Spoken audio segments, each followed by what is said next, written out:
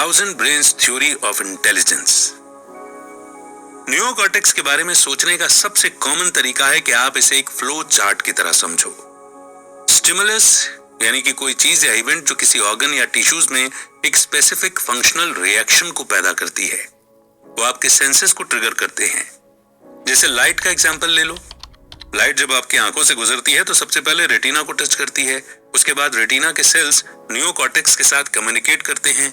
ये sales neocortex को ये मैसेज भेजते हैं कि हे, हमें ये समझने की जरूरत है कि आंख पर पड़ने वाली इस रोशनी का क्या मतलब है। लेकिन नियोकॉर्टेक्स भी अलग अलग एरिया पर डिपेंड रहता है ताकि वो इंसान को लाइट को फील करने या समझने में हेल्प कर सके। पहला एरिया जिससे नियोकॉर्टेक्स हेल्प मांगता है वो है V1। V1 ब्रेन का एक हिस्सा है जो सिर्फ छोटे छोटे फीचर्स को डिटेक्ट कर सकता है, यानी उसका पता लगा सकता है या उसे समझ सकता है। ये छोटे छोटे फीचर्स किसी इमेज या लाइन या उसके एज यानी किनारे हो सकते हैं। तो अब V1 क्या बोलेगा? V1 कहेगा, हे, मुझे पता है कि इस लाइट में लाइंस हैं, लेकिन मैं बस इतना ही समझ सकता हूं। अब ये लाइट V2 के पास प्रोसेस होने के लिए जाएगी, जो कि ब्रेन का वो हिस्सा है जो वही यूज करता है जो उसे V1 यूज करने को कहता है। लेकिन यहां V2 V1 की तरह नहीं है। वो ज्यादा कॉम्प्लेक्स फीचर्स जैसे कि कॉर्नर्स और आर्क्स को भी डिटेक्ट कर सकता है, पर यह प्रोसेस तब तक चलता है जब तक कि एक इमेज नहीं बन जाती। तब आपका ब्रेन आपको ये इंफॉर्मेशन देता है कि जो लाइट आपके ब्रेन में एंटर हुई है वो आपके फोन के स्क्रीन से आ रही है। अब सुनने में तो ये लंबा चौड़ा प्रोसेस लगता है, लेकिन असल में ऐसा है नहीं, क्योंकि ब्रेन ये सब करने में 1 सेकंड से भी कम का समय लेता है। ये प्रोसेस सिर्फ आंखों पर ही अप्लाई नहीं होता, बल्कि सुनना, टेस्ट और स्मेल जैसी हर चीज पर अप्लाई होता है।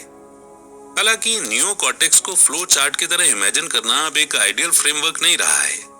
हाँ, कुछ दशक पहले तक यही मेथड सबसे ज्यादा पॉपुलर था, लेकिन इस फ्रेमवर्क में सॉल्यूशन से ज्यादा प्रॉब्लम है।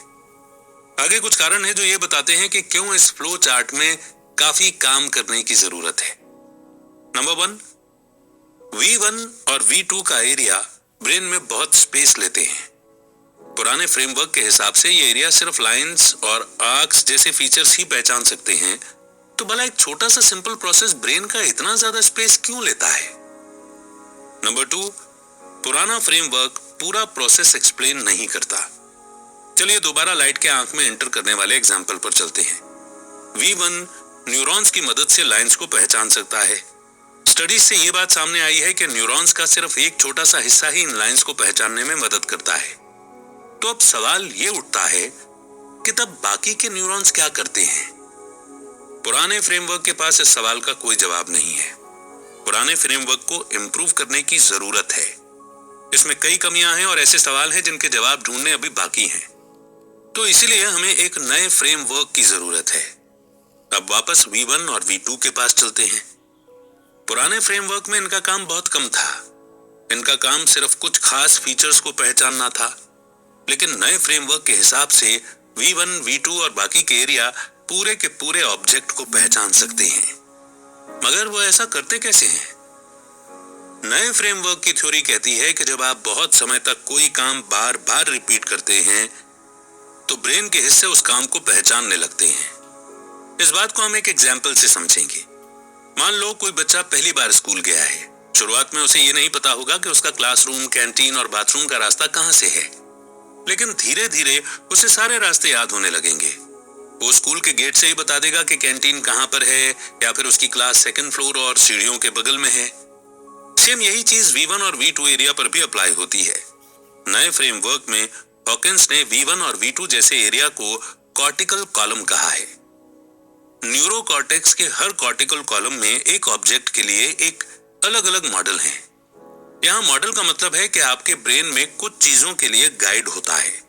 जैसे कि टच के लिए जिम्मेदार कॉर्टिकल कॉलम एक सेल फोन का मॉडल याद रख सकता है। टच कॉलम उसके शेप को पहचानता है और जानता है कि फोन आपके हाथों को कैसा फील होगा, जबकि वही विजन के कॉर्टिकल कॉलम में फोन के लिए एक अलग मॉडल होगा। शेप के अलावा विजुअल कॉलम को फोन का कलर भी याद रहेगा।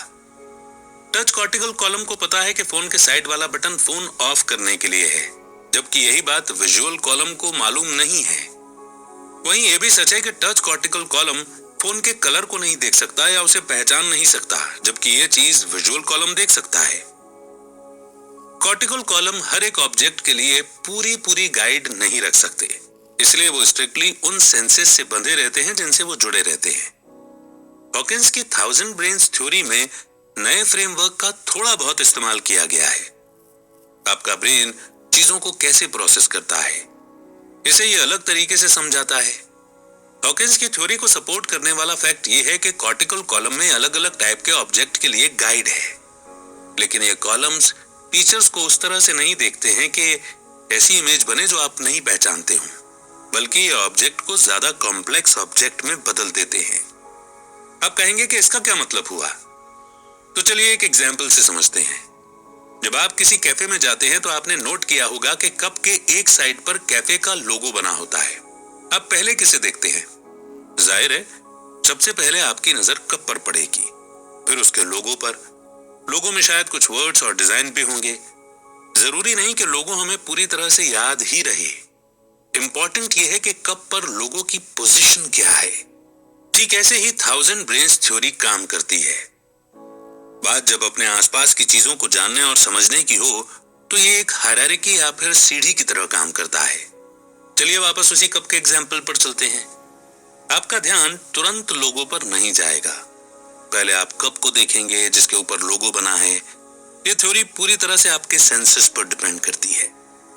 पुराने फ्रेमवर्क के अपोजिट द 1000 ब्रेन्स थ्योरी के पास कई सवालों के जवाब हैं।